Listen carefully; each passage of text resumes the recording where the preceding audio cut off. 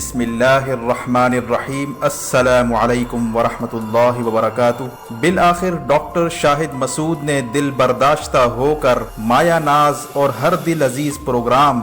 Live with doctor شاہد مسعود کو کچھ عرصے کے لیے چھوڑنے کا فیصلہ کر لیا اور اس وقت ڈاکٹر شاہد مسعود ملک سے باہر ہیں۔ کچھ طاقتیں نہیں چاہتی کہ ڈاکٹر شاہد مسعود اپنا پروگرام جاری رکھیں۔ یہی وجہ ہے کہ ڈاکٹر شاہد مسعود پر دن بدن مسلسل دباؤ میں اضافہ ہوتا جا رہا تھا، لیکن انہوں نے اپنا پروگرام مسلسل جاری رکھا اور ناظرین کو محسوس تک نہ ہونے دیا کہ ان پر کیا بیت رہی ہے، اور مسلسل اس کھینچا تانی کے ماحول میں ڈاکٹر شاہد مسعود پر ذہنی دباؤ میں اضافہ ہوتا جا رہا تھا، جس کی وجہ سے پہلے بھی ان کو جیل میں دماغی اسٹروک ہو چکا تھا، جس کی وجہ سے وہ بے ہوش ہو گئے تھے، اور یہی کیفیت اب دوبارہ ہو رہی ہے، جس کی وجہ سے ڈاکٹرز نے مشورہ دیا ہے کہ ڈاکٹر شاہد مسعود کو کچھ دن آرام کرنا ہوگا، اور اس مقصد کے لیے ان کو ذہنی دباؤ سے اپنے آپ کو باہر نکالنا ہوگا۔ ڈاکٹر شاہد مسعود نے اپنے آخری پروگرام میں یہ بھی اشارہ کیا تھا کہ انہیں امید ہے کہ جب وہ ملک واپس آئیں گے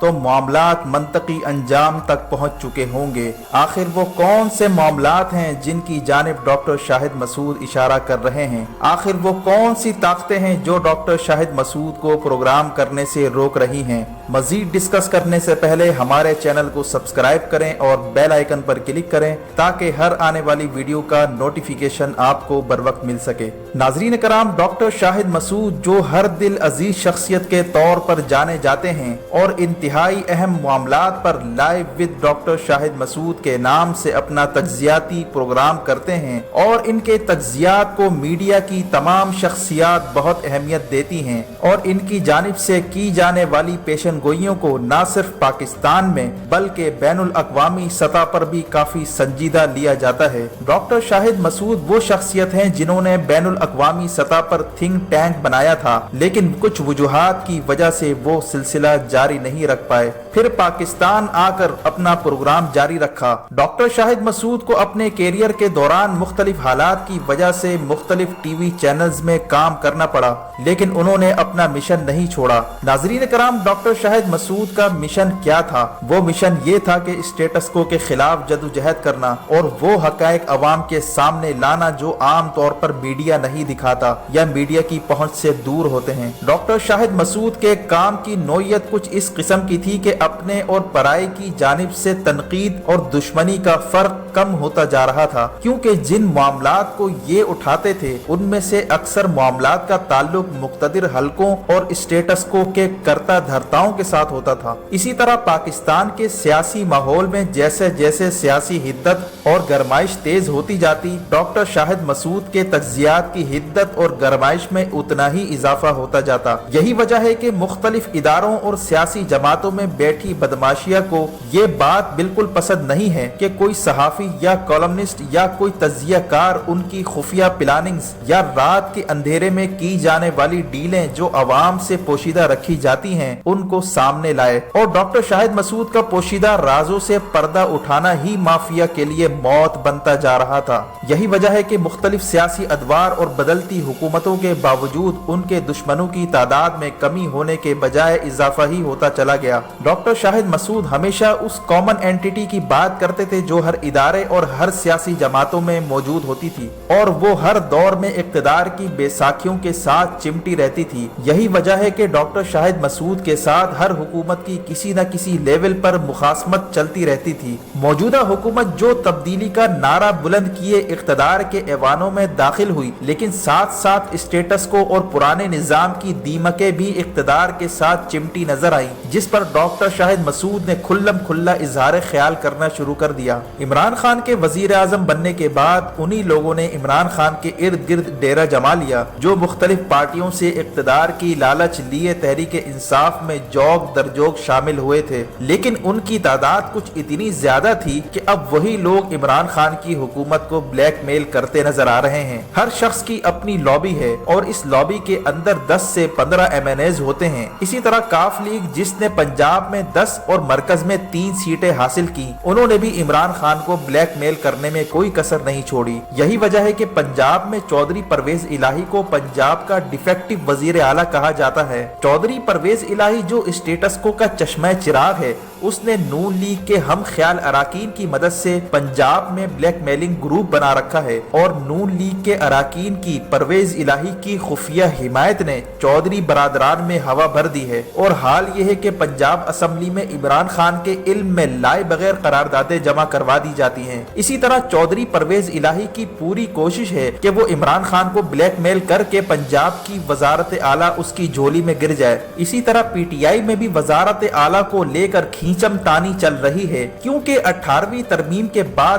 زیادہ تر پیسہ صوبوں کے پاس جاتا ہے، لہٰذا آج کل وزیر اعلیٰ بننے کا فائدہ زیادہ ہے بنسبت وزیر اعظم بننے کے۔ اقتدار کی اسی چھینا جھپٹی میں تبدیلی کا نظریہ کہیں غائب ہو کر رہ گیا۔ ان تمام صورتحال میں ڈاکٹر شاہد مسعود ہی وہ واحد شخصیت تھے جو اسٹیٹس کو کی کالی اور جمی ہوئی کائی کو اتارنے میں مصروف تھے، لیکن یہ بات اقتدار میں بیٹھے بلیک میلر وزراء کو پسند نہیں آئی، جس کی وجہ سے ڈاکٹر شاہد مسعود پر نون لیگ کی جانب سے قائم کردہ جھوٹے مقدمے کو آگے بڑھاتے ہوئے انہی وزراء نے پی ٹی وی کے وکیلوں کے ذریعے ڈاکٹر شاہد مسعود کے خلاف جھوٹے گواہان اور جھوٹے جعلی دستاویزات جمع کروائے، جن کی وجہ سے ڈاکٹر شاہد مسعود کو جیل کاٹنی پڑی اور اس دوران ان پر ذہنی ٹارچر کیا گیا۔ ذہنی دباؤ میں رکھ کر ڈاکٹر شاہد مسعود کے بولنے، سمجھنے اور سوچنے کی صلاحیت کو ختم کرنے کی سازش کی گئی، جس کی وجہ سے وہ بے ہوش بھی ہو گئے تھے۔ ڈاکٹرز نے ان کو مشورہ دیا کہ وہ ذہنی دباؤ سے نکلنے کے لیے کچھ دن آرام کریں اور پروگرام نہ کریں، لیکن ڈاکٹر شاہد مسعود نے جیل سے باہر آنے کے بعد فیصلہ کر لیا کہ ہر حال میں پروگرام جاری رکھنا ہے، کیونکہ اگر پروگرام بند کر دیا تو یہ اس بدماشیہ کی جیت ہوگی جو چاہتی ہے کہ حق کی آواز کو دبایا جائے۔ اسی لیے ڈاکٹر شاہد مسعود نے اپنا پروگرام دوبارہ شروع کیا، لیکن رفتہ رفتہ ان کو پھر سے انہی شخصیات کی جانب سے دباؤ کا سامنا رہا۔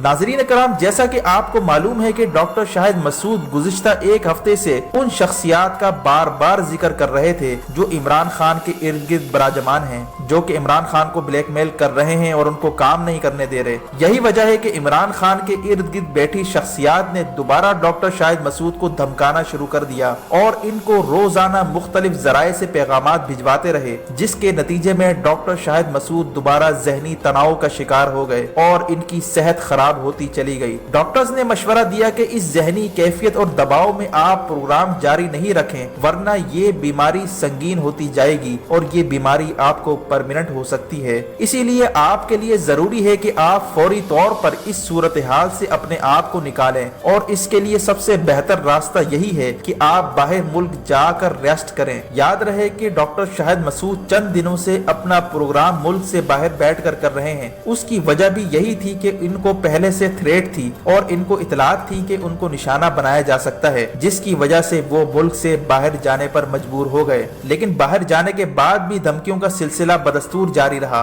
اور ڈاکٹر شاہد مسعود کے بقول جب انہوں نے عمران خان سے ملاقات میں ان لوگوں کی نشاندہی کی اور شکایت کی کہ آپ کے وزیر اعظم ہاؤس میں کچھ ایسی شخصیات موجود ہیں جو انہیں دھمکاتی ہیں اور جعلی مقدمہ ان پر قائم کرنا چاہتی ہیں، تو عمران خان نے یقین دلایا کہ وہ ان کے خلاف کارروائی کریں گے۔ لیکن بقول ڈاکٹر شاہد مسعود کے کہ یہ شخصیات ابھی تک بدستور اپنے اپنے عہدے پر بیٹھی ہیں، جس سے یہ تاثر ملتا ہے کہ شاید وہ شخصیات عمران خان سے بھی زیادہ طاقتور ہیں، یا پھر یہ شخصیات عمران خان کو بلیک میل کر رہی ہیں کہ اگر ان پر ہاتھ ڈالا گیا تو حکومت کو مشکلات درپیش ہو سکتی ہیں۔ اسی طرح ڈاکٹر شاہد مسعود نے یہ بھی ذکر کیا کہ عمران خان کو اس وقت سخت مزاحمت کا سامنا ہے۔ عمران خان کے منشور میں سب سے بڑی رکاوٹ ان کے ارد گرد بیٹھے وزراء ہیں جو پرانی بدماشیہ کے ساتھ ملے ہوئے ہیں اور انہی کے ساتھ رابطے میں ہیں اور انہی کے ایجنڈے پر کام کر رہے ہیں۔ اسی طرح عمران خان کی کابینہ میں ایسے وزراء ہیں جن کی پوری کوشش ہے کہ وہ عمران خان کی حکومت کو ناکام کر دیں۔ ڈاکٹر شاہد مسعود نے اپنے پروگرام میں یہ بھی انکشاف کیا تھا کہ شریف برادران اور زرداری اس وقت NRO کی پوری کوششیں کر رہے ہیں اور پیسہ دینے پر رضامند ہو چکے ہیں۔ اسی طرح تیسرا سب سے اہم ایشو جس کا ذکر ڈاکٹر شاہد مسعود گزشتہ 4-5 دنوں سے کر رہے تھے،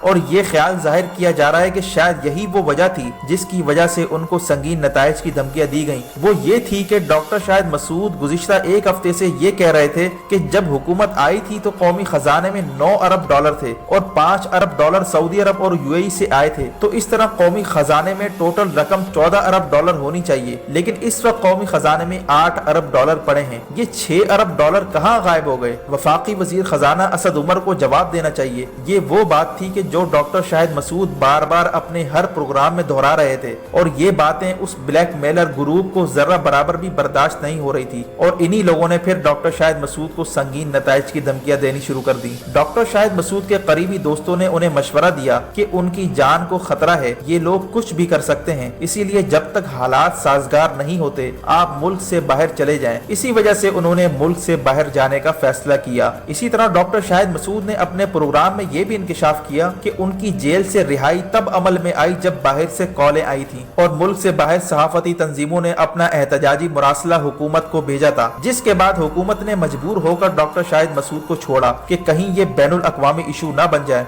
डॉक्टर शाहिद मसूद ने कहा कि मुझे गिरफ्तार करने और छोड़ने का फैसला मुल्क के अंदर ही होना चाहिए था, मुल्क के बाहर से कॉलें आना और फिर छोड़ना ये अफसोसनाक बात है। डॉक्टर शाहिद मसूद ने जाते जाते ये पैगाम दिया कि उम्मीद है कि जब वो मुल्क में वापस आएंगे तो यहाँ हालात बेहतर हो चुके होंगे और मामलात मंतकी अंजाम तक जा चुके होंगे। वीडियो देखने का शुक्रिया। वीडियो को लाइक करके शेयर करें और हमारा चैनल सब्सक्राइब करके बेल आइकन पर जरूर क्लिक करें ताकि हर आने वाली वीडियो का नोटिफिकेशन आपको बर वक्त मिल सके। अपना और गिरदोनवाह के लोगों का ख्याल रखें। फी अमानिल्लाह।